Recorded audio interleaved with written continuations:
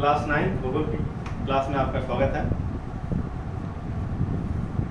कक्षा 9 के भूगोल या किसी भूगोल को समझने के लिए जो सबसे आवश्यक है कि विषय की कुछ विशेष शब्दावलियां हैं जिसकी जानकारी आपको होनी चाहिए। तो देखते हैं शब्दावलियां। एक शब्द है उत्तरी गोलार्ध, दूसरा है दक्षिणी गोलार्ध, कुछ शब्द हैं विषुवत रेखा, भूमध्य रेखा, कर्क रेखा, मकर रेखा। ये बहुत ही आसान सी बातें हैं और इसमें आपको जो किसी तरह से कंफ्यूज नहीं होना चाहिए। जैसे आप देखना चाहते हैं वैसा देख सकते हैं। अगर एक ग्लोब है, इस ग्लोब में यह भूमध्य रेखा साफ साफ दिख रहा होगा, आप यहाँ से देख रहे होंगे। ये भूमध्य रेखा है, यहाँ पर एक इस भूमध्य रेखा के उत्तर का हिस्सा पूरा यह है उत्तरी गोलार्ध, ये नीचे का हिस्सा पूरा है दक्षिणी गोलार्ध है। ठीक है, तो इस प्रकार जो है उत्तरी गोलार्ध का मतलब है विषुवत रेखा से उत्तर स्थित भूभाग। साफ साफ अगर परीक्षा में प्रश्न होता है तो आप सीधे तौर पर लिखें कि उत्तरी गोलार्ध अर्थात भूमध्य रेखा, ग्लोब जो है पृथ्वी जो है इसकी जो इस पर जो भूमध्य रेखा है इसके ऊपर का हिस्सा उत्तर का हिस्सा उत्तरी गोलार्ध है, जो भी पूरा है, और दक्षिण का दक्षिणी गोलार्ध है। एक शब्द है विषुवत या भूमध्य रेखा। विषुवत या भूमध्य रेखा क्या है, इसके लिए जो ध्यान से पढ़ें यहाँ पर, दोनों ध्रुवों के बीच स्थित एक काल्पनिक रेखा। ये रेखाएं धरातल पर कहीं है नहीं, ढूंढेंगे कहीं मिलेगी नहीं, यह कैलकुलेशन के लिए मानी गई है। ये सभी रेखाएं मानी गई है, ये रेखाएं कहीं धरातल पर है नहीं।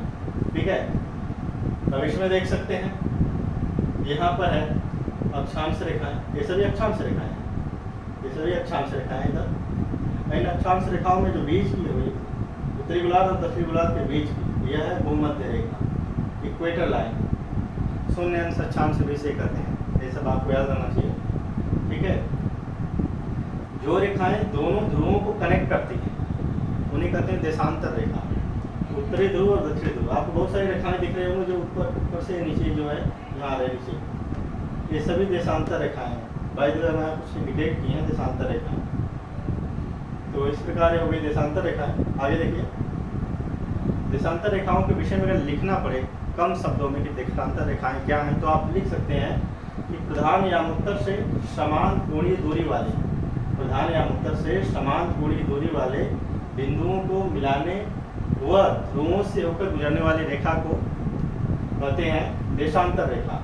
अगर अक्षांश रेखा की बात हो तो अक्षांश रेखा का मतलब होता है कि विषुवत रेखा से किसी भी स्थान की कोणीय दूरी, कोई भी स्थान हो, विषुवत रेखा से समान कोणीय दूरी वाले कोई बिंदुओं को, काल्पनिक बिंदुओं को मिलाने वाली रेखा को कहा जाता है अक्षांश रेखा। Latitude lines and this is longitude line. दो मुख्य रेखाएं थी जिसकी आपको जानकारी हो गई। आगे देख सकते हैं उन्हीं रेखाओं में एक कर्क रेखा है जो भूमध्य रेखा के ऊपर 23.5 अंश अक्षांश है, इसे कर्क रेखा बोलते हैं।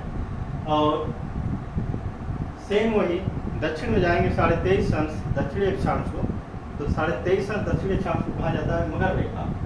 यह दक्षिणी गोलार्ध में है और कर्क रेखा उत्तरी गोलार्ध में है। इसकी जानकारी होनी चाहिए। सीधे सीधे छोटे छोटे प्रश्न हैं, क्योंकि 9th के आप बच्चे हैं तो आपको जो है इसको सीखने में कोई ऐसी कठिनाई नहीं होनी चाहिए, बहुत सामान्य सी बात है। आप यहाँ देख भी सकते हैं, बहुत ही प्रिसाइज ढंग से दिखाया गया।